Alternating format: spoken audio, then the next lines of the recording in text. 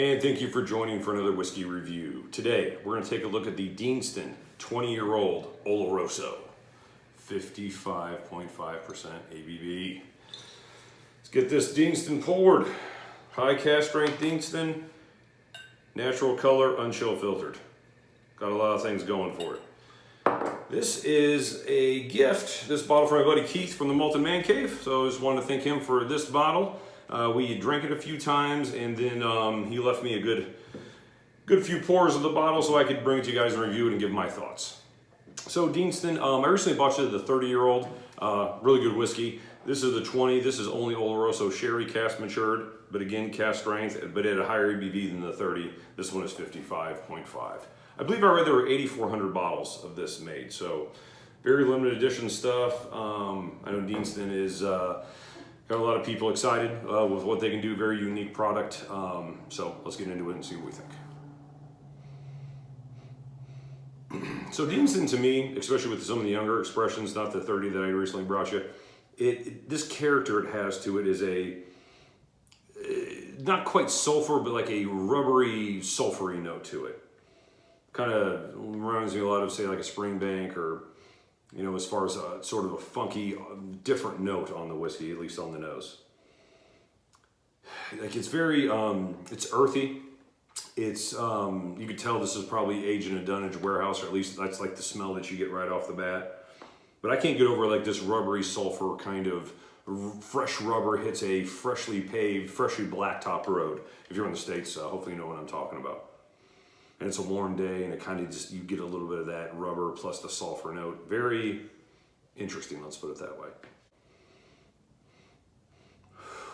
Barley. Now I'm getting past that. A little bit of sweetness is coming up. Honey, for sure. Caramel. Now some of those Oloroso flavors are coming up. Raisin, definitely.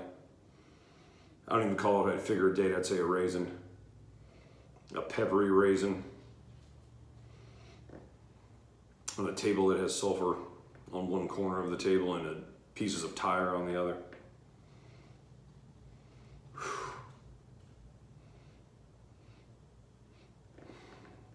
It's like a hot day tailgating.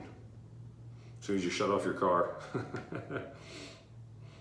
Now there is some spice to it now coming up. Maybe some clove.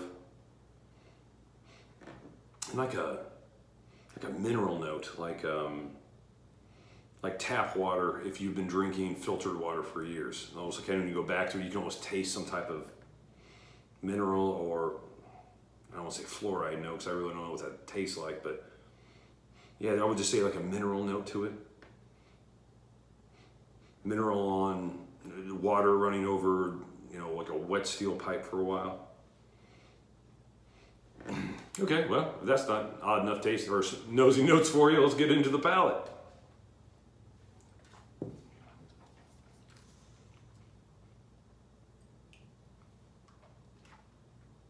Let's give it a dollop of water. Spicy, peppery. Then comes in an Oloroso sherry. Not as earthy or as gritty as it kind of came off on the nose. Matter of fact, way different. Dark chocolate. Zesty orange. There's that mineral note again. Honey, spices. Yeah, it's quite a bit different of the experience on the palate as it compares to the nose. Nose, it came off far less appealing to me. Or maybe like those notes that I was describing, it might be your thing, not really mine. But the palate is far sweeter, far richer.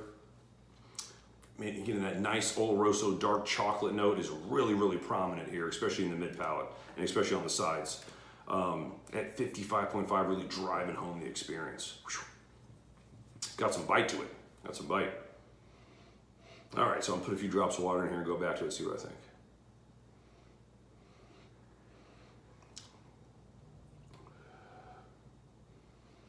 I'll tell you what, I put a few drops of water in this thing, and it's still that gritty rubber, sulfury note.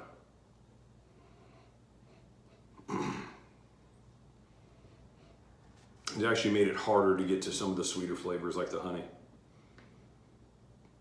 Honey's almost disappeared.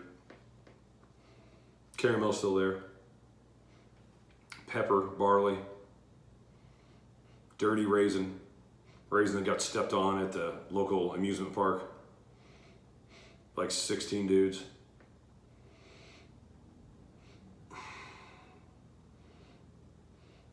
And almost like, and now we're talking about shoes, almost like a rubbery, fresh shoe note. Wow, kind of jumping all over the place here, I know. Usually I have a whole bottle before I bring it to you guys, but Keith from the Malted Man Cave and I do swap from time to time, and I do enjoy the challenge of kind of trying to unravel a whiskey on the fly, only having it in a time or two, but this one is very challenging as far as picking out all the notes. Now with water, some of that orange zestiness I got on the palates coming up.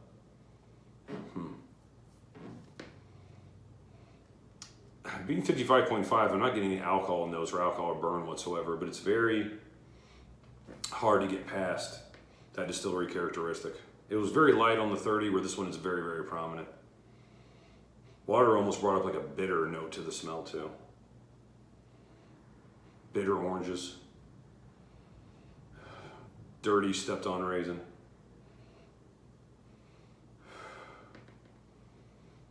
And almost like a confectionery smell to it as well, which is an odd balance. That sweetness, that confectionery sweetness smell is an odd balance to all the gritty, earthy smells to it. But it's there too. So, I mean, I would say definitely it's a complex whiskey.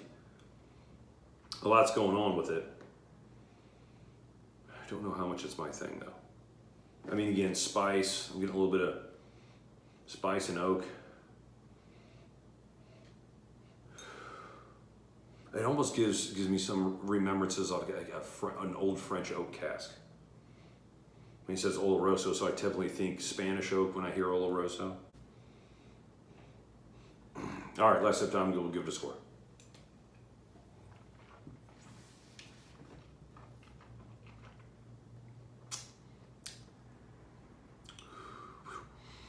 Water helped the chocolate come out even more. Very, very nice, heavy dark chocolate. There's still spice on the palate. I would say light honey, light orange. Yeah, and this is going back to that dark chocolate, which is, again, it's such a contrast. You're not getting any of the really earthy notes on the palate comparatively.